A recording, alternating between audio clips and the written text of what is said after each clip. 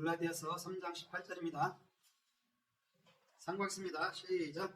만일 그 상속 유업이 율법에서 나면 그것은 더 이상 선하지 아니하느니라. 그러나 하나님께서는 그것을 아브라함에게 약속을 통해 주셨느니라. 아멘. 그리스도를 통한 유업, 이런 제목으로 말씀을 해볼까 합니다. 유업은 나할라예요. 나할라.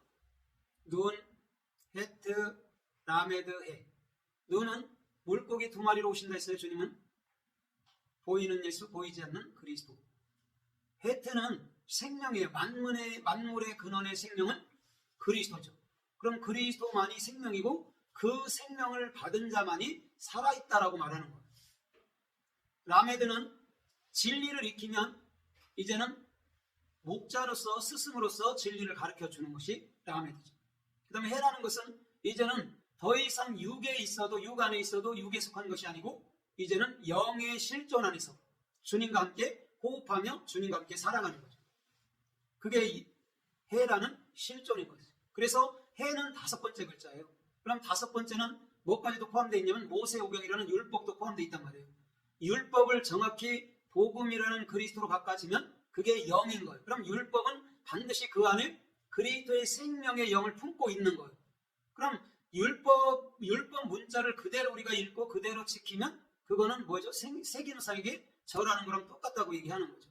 그 율법 안에 있는 생명의 영인 그리스도를 깨달을 때 우리는 더 이상 우상에게 경배하지 않는 자가 될 수 있다는 거예요.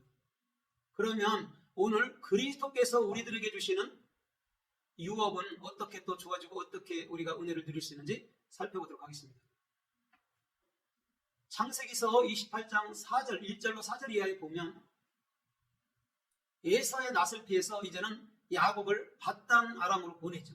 그러면서 뭐라고 말하냐면 너는 그곳에 가거든 라반이라는 상처 밑에 가거든 이방 여자를 아내로 취하지 말고 그 참으로 라반의 딸들 중에서 아내를 취하라 이렇게 말을 해줘요. 그러면서 3절에서는 너희에게 하나님께서 다산하게 하고 너를 통해서 번성하게 하리라 약속을 주리라 이렇게 말해주면서 4절에서는 이렇게 말해요. 아브라함의 복이 너희 씨에게 유업, 나그네 된 그 땅을 유업으로 너희에게 주리니 이렇게 얘기해 준단 말이에요. 나그네인데 그곳에서 상속 유업을 준다는 것이죠. 그럼 원래 나그네는 떠도는 사람이잖아요. 그런데 그 땅에서 그들에게 기업을 준다는 거죠. 이건 무슨 의미죠? 천국을 어느 곳에 가든지 너희에게 네 마음속에 허락해 주시겠다는 거죠. 그게 상속 유업인 것이죠. 그리스도로 말미암아. 그러나 율법의 유업은 뭐죠? 율법의 유업은 그것은 이 땅에서 받는 건데 이 땅에서 받는 것은 영원하지가 않아요. 그죠? 세해지고 무너지고 사라질 것이라는 것이죠. 그래서 우리는 약속된 그리스도로 말미암아 믿음을 통한 유업을 받게 되는 것이죠. 그들이 진짜 참 이스라엘이면서 동시에 진정한 그리스도인이라고 할 수 있는 거라는 것이죠. 더 나아가서 창세기 48장 6절 이하에서도 보면 야곱이 요셉에 대한 축복, 그쵸? 그 자녀들에 대한 축복을 가르쳐 말할 때 이렇게 말씀해요. 므낫세와 에브라임은 나의 것이 될 것이고 그 후에 날 후사가 너의 산업이 되리라 이렇게 말해준단 말이에요. 분명히 야곱은 므낫세와 에브라임을 낳지 않았어요. 요셉이 낳습니다. 그럼에도 불구하고 므낫세와 에브라임은 나의 자손이고 그 후의 날짜가 너의 자손이라고 분명히 말해줬어요. 이건 무슨 말이냐면 므낫세와 에브라임은 예수와 그리스도를 말해요. 그러면 야곱은 예수 그리스도 12아들을 낳지만 예수 그리스도라는 함축된 그 아들을 통해서 그들의 씨에게 약속과 언약을 주시겠다는 낱말이기도 한 것이죠. 그것이 유업이라는 거죠. 그래서 유업이라는 것은 절대적으로 사람에게서 받는 게 아니에요. 주께로부터 정확히 받아지는 것이 유업이라는 것이죠. 그 유업만이 영원한 것이죠. 그럼 그 유업을 받은 사람은 지금부터 영원까지 그 안에서 그 축복을 누리게 되는 거라는 것이죠. 출애굽기 15장 17절에 보면 이렇게 말씀해요. 내가 이스라엘을 인도하사 이렇게 말해요. 이 산에 심으리라 그렇게 말하면서 이 산은 하나님의 거룩한 성소로소이다 이렇게 얘기해줘요. 이 산이래요. 그 산이 뭐죠? 그 산은 율법의 산이고 그 산은 반드시 무너져야 될 산인데 그 산에 심는 거예요. 그럼 이게 무슨 말이냐면 너희를 율법과 함께 죽여서 내가 영원한 성소 그리스도와 함께 영원한 예루살렘으로 너희들을 상속 유업 속에서 너희들을 이끌어 주겠다라는 낱말이에요. 그래서 신약의 산들에게 구약의 산들 율법은 반드시 부서져야 되는 것이죠. 왜? 복음과 정확한 은혜로 정확한 그리스도로 다 해석돼야 되기 때문에 그렇다는 것이죠. 그런 거로 우리가 이제는 그리스도가 되고 오늘도 저와 여러분들이 참 나로 살 수 있고 참 예루살렘으로 살 수 있고 참 성도로 살 수 있고 참 신부로 살 수 있는 그런 은혜와 축복들이 주어지는 것이죠. 그것이 상속 유업인 거예요. 주께서 주시는 것. 그것이 없다면 우리는 이곳에서 저곳에서 우리는 치우쳐서 천국이 어디 있는지도 모르고 유업이 뭔지도 모르는 그런 삶들로 살게 될 수밖에 없다는 것이죠. 그래서 우리 주님은 주님께서 주시는 그리스도께서 주시는 이 유업은 영원히 변치 아니하고 요동치 아니하고 쇠하지 아니하는 놀라운 삶의 축복이 주님께로부터 임하여는 귀한 은혜들 속에서 열매로 나타날 줄 믿습니다. 민수기서 27장 7절 이하에서도 보면 슬로보아스의 딸들이 참으로 모세와 아론에게 와서 이렇게 말씀해요. 모세여 우리에게 유업을 주소서 이렇게 말해요. 왜냐하면 원래는 유업은 아들들만이 이을 수 있는 것이거든요. 그런데 슬로보아스의 딸들이 이렇게 말해요. 모세여 저희 아버지 슬로보아스 강야에서 주님을 따르다가 제 가운데 죽었습니다. 그런데 우리들에게 그 상속 유업을 우리들에게 주십시오 이렇게 말씀해요. 그때 뭐라고 그래요? 주님은 모세를 통해서 슬로보아스의 딸들이 옳도다 이렇게 얘기했죠. 그러면서 그들에게 상속 유업을 줄지어다 이렇게 말합니다. 여자인데도 불구하고 내 유업을 달라 할 때 주님은 옳도다 이렇게 말해준다는 것이죠. 거기서 옳도다가 토부죠. 토부 선하다 이런 말이죠. 그러면 잘 생각해 보십시오. 딸인데도 불구하고 딸은 부정한 자고 부정한 자들인데도 불구하고 왜 유업을 구했을까? 그럼 그 유업은 뭐라고 이들이 마음을 떠서 깨달은 걸까? 그것은 예수 그리스도가 나의 유업이라는 거예요. 그걸 달라 한 거예요. 우리 주님은 예수 그리스도를 달라 할 때에 절대 거절치 아니하고 그들에게 그 상속 유업을 정확히 주시는 것인 줄 믿습니다. 그러면 왜 슬로보아스의 죄 가운데 죽었다고 말하죠? 이 죄는 뭘까요? 그럼? 그들은 율법과 함께 죽었다라는 거예요. 그게 죄 가운데 죽은 거예요. 그래서 로마서 4장도 로마서 6장에서도 보면 내가 죄를 향해서 죽었나니 율법을 향해서 죽었나니 이렇게 얘기해 준단 말이에요. 율법을 가지고 율법을 소유한 자는요. 그 행함을 가진 자는 반드시 율법과 함께 주님께서 십자가에서 멸망시켜버립니다. 그럴 때 슬로보아스의 딸들은 그리스도라는 참 복음으로 참 유업으로서 영원한 유업을 누리려고 그에게 달라고 청하는 것이죠. 그게 옳은 것이고 그게 선한 것이고 그게 착한 것이고 그게 아름다운 것이라는 것이죠. 그게 상속 유업이에요. 저와 여러분들도 그걸 참으로 받아친 거라는 것이죠. 그럼 그걸 받아진 자는 참 자유를 누리면서 모든 죄에서 모든 악에게서 완벽하게 해방된 거예요. 사함받았습니다. 이런 정도가 아니에요. 완벽하게 해방된 거예요. 우리나라가 8.15에 해방받았던 것처럼 어느 여러분 참으로 억압 속에 묶여있던 그곳에서 완벽하게 풀려난 것을 여러분 뭐냐면 상속 유업을 받았다라고 얘기해 주는 것이죠. 그것이 진짜 자유함을 누리는 유업 속에서 사는 참된 그리스도의 일꾼들이라는 것이죠. 신명기서 4장 20절 이하에서도 보면 이렇게 말씀해요. 주께서 이스라엘을 용광로 속에서 애굽이라는 용광로 속에서 인도하사 이렇게 말해요. 나의 기업으로 삼으리라. 그러면 애굽에다가 지금 이집트라고 말하는 그곳에다가 이스라엘을 집어넣었단 말이에요. 주님이. 그러면 주님이 그들을 괴롭혀서 남을 게 뭐가 있습니까? 그럼에도 불구하고 애굽에다 집어넣어서 그들로 하여금 그 영광로 속에서 단련받도록 만들어버린 것이죠. 왜 그러면 단련받도록 놔둔 것이죠? 욥기서 23장 10절의 말씀처럼 정금같이 나오기 위함이라는 것이죠. 그러나 그 도가니의 그 풀무에 이스라엘 백성들이 들어갈 때는요 굉장히 고통스러워요. 그래서 원망도 하고 때로는 슬퍼서 통곡도 하고 그러는 것이죠. 그러나 결국은 오히려 우리가 정금처럼 빛남과 동시에 영원한 상속 기업으로서 이 땅에서 의롭고 흠없고 존귀하게 살 수 있는 놀라운 삶의 축복들을 우리 주님은 정확히 참으로 축복으로 역사해 주셨다는 것이죠. 그걸 아는 사람들이 히브리서 5장 14절 이하에서 단단한 식물을 먹는 자니 저들은 지각을 사용해서 모든 것을 분별한 자니라 이렇게 말씀해 주는 것이죠. 모든 것을 분별해야 되는데 분별치 못하면 이게 이단인지 이게 정단인지 모르면 우리는요 멸망의 길로 갈 수밖에 없다는 것이죠. 그런데 단단한 음식, 참된 상속 유업을 정확히 마음으로 소유한 자들은 분별력이 있고 그 분별력은 나로 하여금 참된 길에 서도록 또한 참된 열매들을 맺도록 우리 주님은 역사해 주신다는 것이죠. 그것이 주님께서 우리를 영광록 속에서 정확히 끌어내서 오늘도 축복의 길로 인도해 주신다는 그런 의미를 갖고 있는 것이죠. 오늘도 그 자가 행복한 자이고 그 자가 여러분을 존귀한 자인 것이죠. 잠언서 19장 14절에서도 보면 재물과 재산은 조상으로부터 상속받으나 이렇게 말해요. 슬기로운 아내는 여호와께로 말미암느니라 이렇게 얘기해 주는 거예요. 그럼 조상이라는 게 뭐죠? 조상의 아부거든요. 조상이 그냥 아버지예요. 아버지. 아버지는 아들을 낳는데 아버지로부터 상속, 유업을 받는다는 거죠.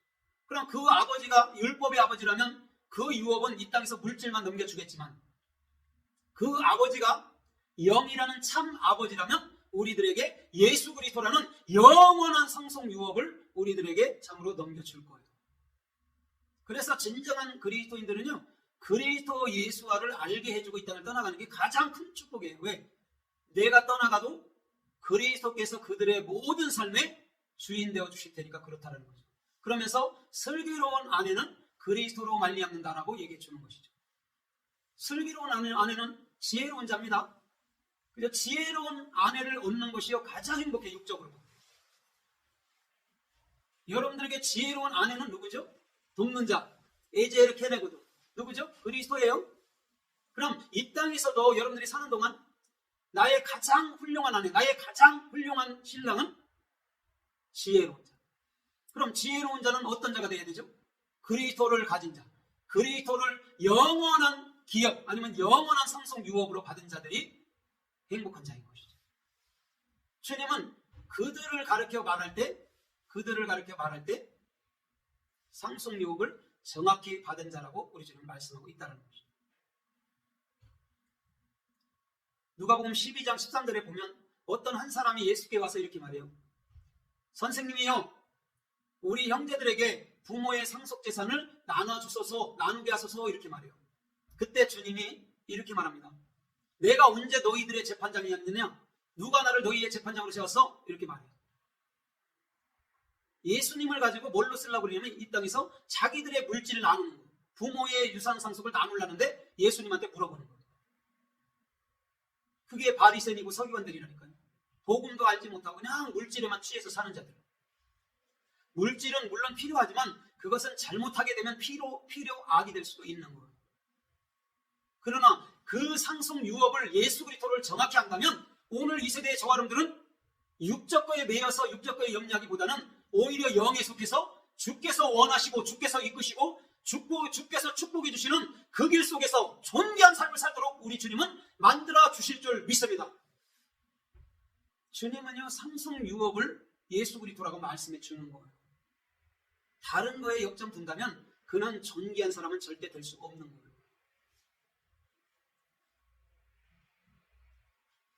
에베소서 1장 14절에 보면 이렇게 말씀해요. 내가 그들에게 영원한 기업의 보증이 되사 이렇게 말씀하죠. 하나님의 구속과 영광을 찬미하게 하셨느니라. 주님께서요, 우리들에게 영원한 뭐의 기업의 보증이 되셨대요. 그래서 구속과 영광을 찬미하게 하셨대요. 이게 얼마나 귀한 낱말입니까? 주님이 보증되어 주시면, 기업에 보증되어 주시면 그것을 뺏을 자가 없다라는 거예요. 그럼과 동시에 구원과 동시에 영광을 찬미할 수 있는 그런 은혜와 축복을 주신다는 것이죠. 여기서 영광을 찬미한다는 건 뭐냐면 많은 영혼들에게 참복음을 증거한단 말이에요. 어떻게 우리가 하나님께 영광을 돌리겠냐? 주님은 우리들에게 영광을 주시는 것이고 우리는 그 영광을 믿지 않은 자들 또 연약한 자들에게 복음을 증거해서 영원한 구원과 영원한 기업이 예수 그리스도라는 것을 정확히 알게 해줘야 되는 것이죠. 주님은 그것을 가르쳐 말하는 주는 거예요. 다른 걸 말하지 않아요. 더 나가서 에베소서 1장 18절 이하에서도 보면 너희의 마음의 눈을 밝히사 이렇게 말해요. 소망이 무엇이며 그 영광의 풍성함이 무엇이며 또한 그의 능력을 알게 하시리라 이렇게 얘기합니다. 마음의 눈을 밝혔대요. 눈은요 두 가지입니다. 육적인 눈, 이 사물을 보고 하는 인지하는 육적인 눈이 있고요, 영의 눈이 있어요. 영의 눈이 있는 자가 저 마태복음 13장 9절 이하에 보면 너희 보는 눈은 복이 있도다라고 얘기해 준단 말이에요. 영의 눈이 있고 영의 귀가 있어야 복이 있는 자라니까요. 영의 귀가 닫혀 있으면 그걸 귀머거리라고 말해요. 영의 눈이 닫혀 있으면 그걸 여러분 참으로 봉사라고 말해요. 소경이라고 말한단 말이에요. 그런데 그리스도께서 우리의 마음의 눈을 열어줬대요.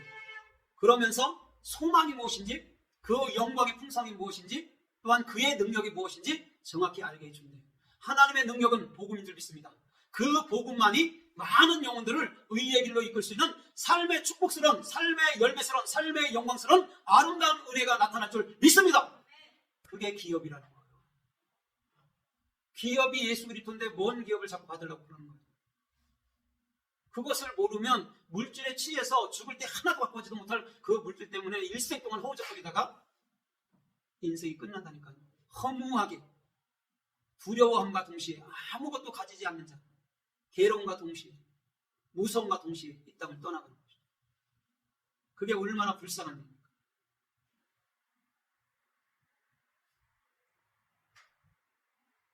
주님은요, 영원한 기업을 가짐으로 이 땅에서 요동함이 많은 이 땅에서 그래도 주님을 신뢰함으로 요동치 아니하고 주께서 원하는 생명의 존귀한 길로 달려가도록 우리 주님은 만들어 주시겠다는 거죠.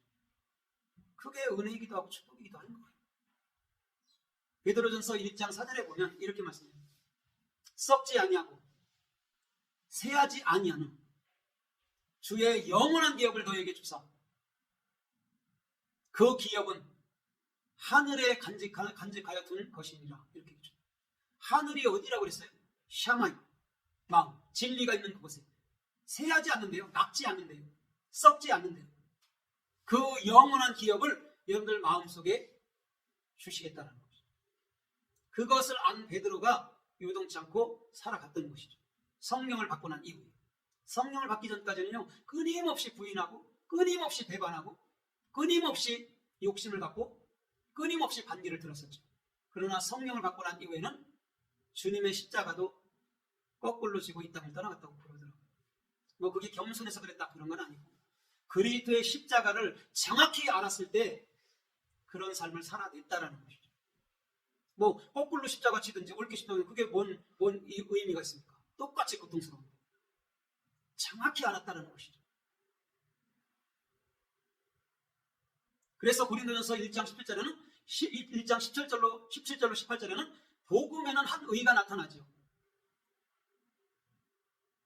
그러면서 십자가의 도는 멸망하는 자들에게는 빈거가 되고 우리들에게는 영원한 능력이 된다라고 고린도전서 1장 18절에 말씀하고 있죠. 사도 바울.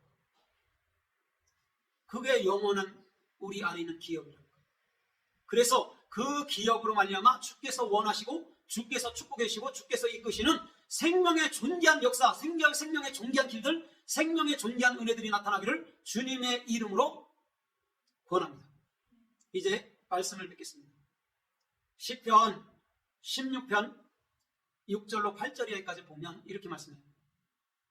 주께서 줄로 재어준 구역은 아름다운 곳에 있으며 그 기업은 실로 아름답도다. 이렇게 말씀합니다. 주께서 자로 그 구역을 재어주셨대요. 그게 아름답대요. 그러면서 그 영원한 기업은 실로 아름다운 곳에 있으며 저와 여러분들 마음 안에 예수 그리스도라는 영원한 기업이 있다면 그곳이 가장 아름다운 곳인 줄 믿습니다.